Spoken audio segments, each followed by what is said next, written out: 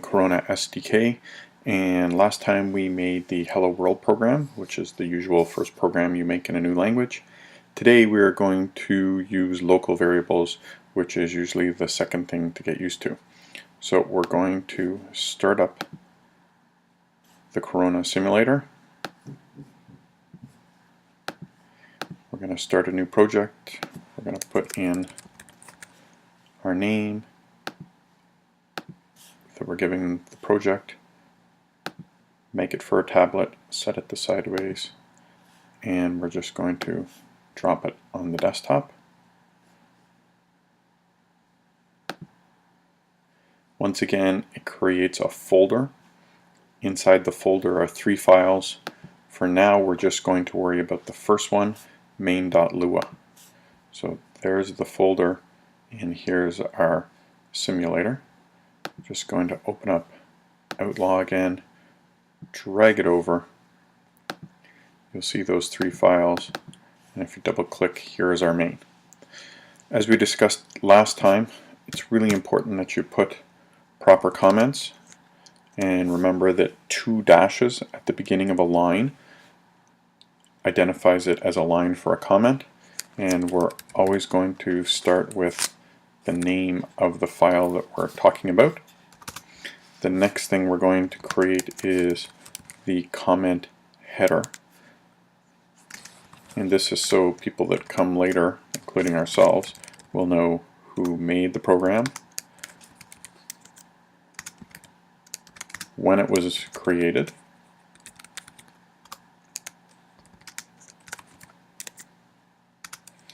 and I also get my students to put for which course, because I have several students taking several of my courses, and then you describe what the program is going to do. So this program is going to display a rectangle and shows its area. So after we do this, the next thing we're going to do is create our local variables. If you remember, local variables are different from global because they only exist in the context of this one file. Right now we only have one, later on we'll have more. They are created, used, and then destroyed so that you're not wasting memory.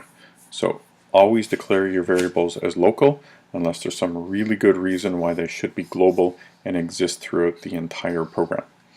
So oddly enough, the keyword to describe a local variable is local. And the first thing we're going to do is create a variable that's going to hold the text that we're going to place on the tablet that's going to show us the area. So we're going to call it area text. Next variable we're going to create is a variable for the actual rectangle that we're going to display. So we're just going to call it my rectangle, and we'll leave it at that. The next 2 variables that we're going to create are for the width and the height of the rectangle, so you can just change the values and rerun your program and you'll get a new answer. So the first one we're going to call is width of rectangle, and I'm just going to set it to 350 to begin with. The next one is going to be height of the rectangle, and I'm going to set it to 400. The last variable we're going to create is called area of the rectangle, and we're going to use these 2 variables to actually calculate this value. So the next step is we're going to just set the background color.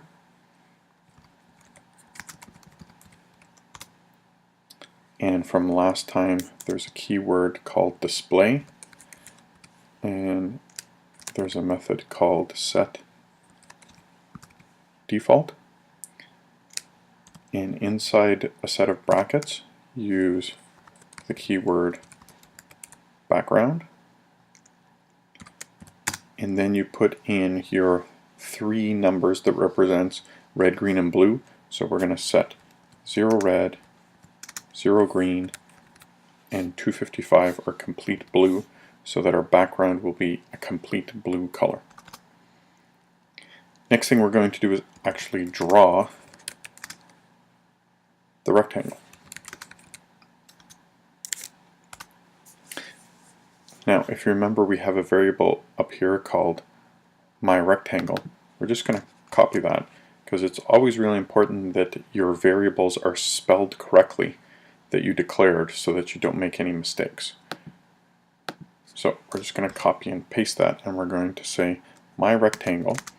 And just as there's a function called display.setDefault, there's actually also another command called display.newRect, which creates a new rectangle. It accepts a whole bunch of parameters. So the first two parameters are actually the location on the tablet or on our screen on where the rectangle is going to be positioned. In Corona SDK, this corner right here represents the 0, 0 point, and as you go this way the X value increases, and as you go down the Y value increases. So what we're going to do is place it just slightly in 50-50. So this is the X value, this is the Y value. The next two values that are accepted is the actual width and the height of the rectangle. So since we have variables to represent those, don't try to type them out. Just paste them in so that you know you spell them exactly correctly. And there we have our command that will display a new rectangle starting at that position and at that width and height. Just going to copy that again because we're going to use that to set some more things. Next thing we're going to set is the width of the line that goes around our rectangle. So what you do here is use dot stroke width and you set it to 5. Next thing we're going to set is the fill color. So there's a command called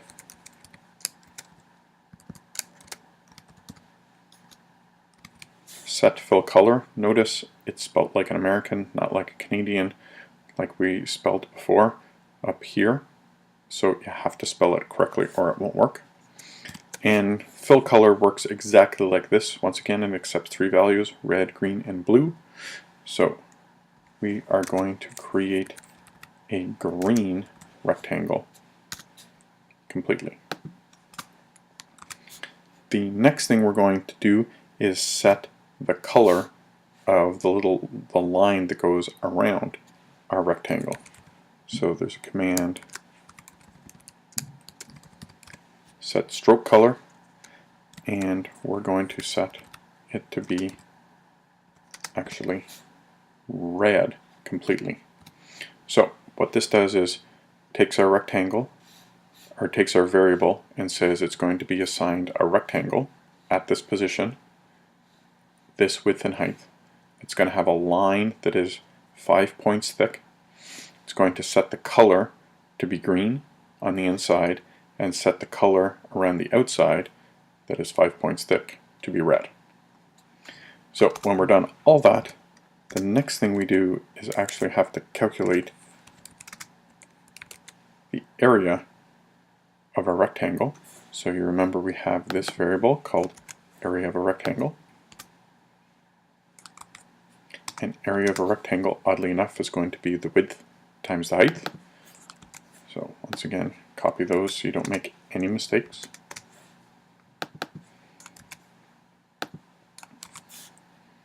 So the computer is going to take our two values, calculate it, and then assign it. Remember, this is not an equal sign, it's an assignment statement into this variable here. So the last thing, since we've drawn our rectangle and we've calculated the area, is to actually present to the user in text how big the area is. So display text on the screen, and if you remember from the last time, we have a variable for this, so don't copy it. It's called area text. instead of trying to write it. And there's a function called display.newText. And if you remember, it accepts several values. The first one is a string. So this time we're going to say the area is, and we're going to use the 2 dots to represent concatenation. So we're going to have this piece of string, and then we're going to concatenate this variable, because that's the variable that's holding the actual area. So it'll say the area is, and then whatever the area is. This method can also accept several other parameters. The next 2, once again, are going to be the position of our text. So we're going to move it over slightly, and then we're going to move it really close down to the bottom. Remember that for an iPad, this dimension right now is 768. So we're going to go down almost 700. So we're going to go in a little, and we're going to go right near the bottom. The next one is the font that we're going to pick. So we're just going to let it be the system one. And then how big is our text going to be? And we're going to make it 50 points. Next thing we're going to do is set the color of our font. So we're going to go text and set. Notice it's a colon. I'm actually going to have to correct these because they're supposed to be colons as well. Whoops. Set text color. Notice, spell it like an American. And we are actually going to make this, if you put in for red, green, and blue, all 255, it'll actually show up white. So that's all of our code for now. As I said, notice this is a colon. I actually should have put colons here as well. But I'm going to save this to show you what happens. When you go File and Save, you'll notice I'm getting this little, on a Mac it's popping up and it gives us an error. So there's something wrong and the computer is trying to tell us, Lua's or Corona is trying to tell us something. And it says there's a problem on line 200. Or sorry, 20. So if you just say continue and you go to line 20, the problem is right here. That should have been a colon. So if I fix both of those and save it, you'll notice this time I didn't get an error. There's my rectangle. I have a blue background, green with a red line around it, and there's my white text. So to figure out the area of a different rectangle, you can just go back and now change these values. So if I make that the width, let's say 500, and the height 200, and save it, there's my new rectangle, and there's my new area. And that's all we're going to do today.